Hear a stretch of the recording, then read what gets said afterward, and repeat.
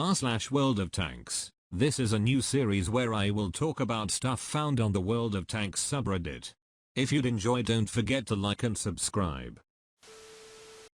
Can someone explain to me how an EBR tire can take two 155mm shells and have absolutely no performance issues or structural damage? I feel like with the EBR, there needs to be a better mechanic for tire damage. But then if it's very high, like if it's very big, like this cartwheel when an E4 hits it, I feel like that would make the EBR very underpowered because it's very weak at the start with only 1.3k HP. That's like 4 shots. And I have been lucky myself with some shots from the Gorilla or the FE4005. But if you make it too weak, wherein if a tire gets removed, then you're taking away lots of the EBR's advantage, and you might risk having it being underpowered if you do this. So Wargaming needs to make a change where there just needs to be a better system when an EBR hits the wheel, because currently it's unfair. But if it's very drastic and you're removing its performance, then that's also very unfair for EBR players. Anyone that has turned off team chat, is it worth it? I'm seeing lots of responses for this turn off team chat with don't do it and don't do it because communication is important. I'm from the Asia server, so I don't really get lots of shit on the team chat. I feel like the team chat in Asia is kind of dead actually. No one really talks anymore. But if you're from EU, where I heard it may be toxic, maybe it's worth it if it's very bad. Maybe if you're constantly getting abuse, then you should turn it off. But I feel like communication is very important in game. It's just that, from my opinion, it doesn't really happen much, especially in random. So I don't see any harm of you turning off team chat. Reason they should add Sixth Sense as a free skill. Reason they should not add Sixth Sense as a free skill. So user World of Worship Girl says that I'm a total noob who just started 4 days ago, and I've been on the brink of quitting the game because of how brutal it is to play a light tank without 6 cents. I have a battle survival rate of 16% after 180 battles. On my worst performing tank, the AMX LC Biz, I have a survival rate of 9% and a win rate of 22%. Overall win rate is 47%. The majority of our battles start out with me driving forward and fighting I think is a good position, only to instantly die to artillery or an enemy tank that saw me standing completely still inside a bush, thinking I was hidden. I usually last about 30 or 50 seconds.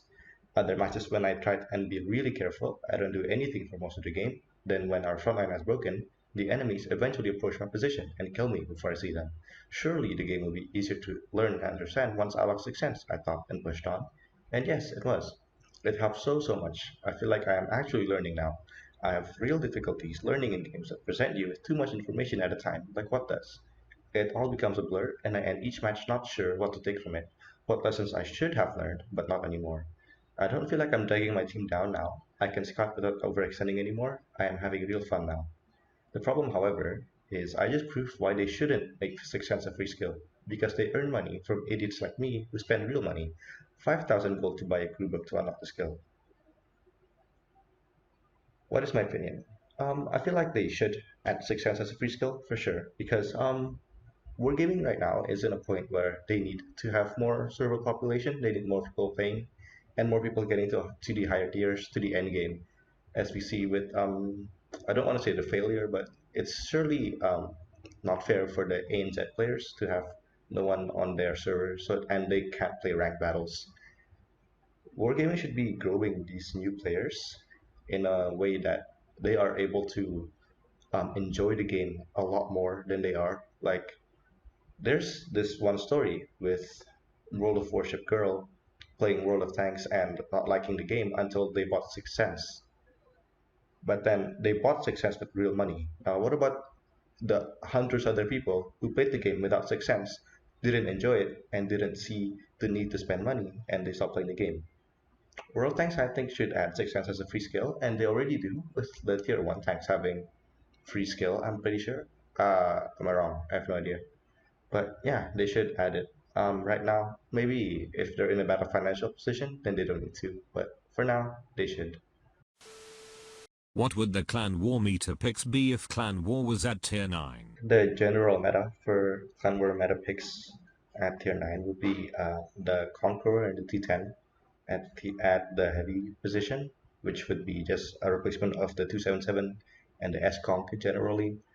For the mediums, there would be more picks like the 430, the T54, and the T55A, if people have that reward, as well as a Leopard, but that really goes more into TDs, and which goes with the SRV for the TD, and maybe T95 for sort of like an E3, E4 role at the tier 10.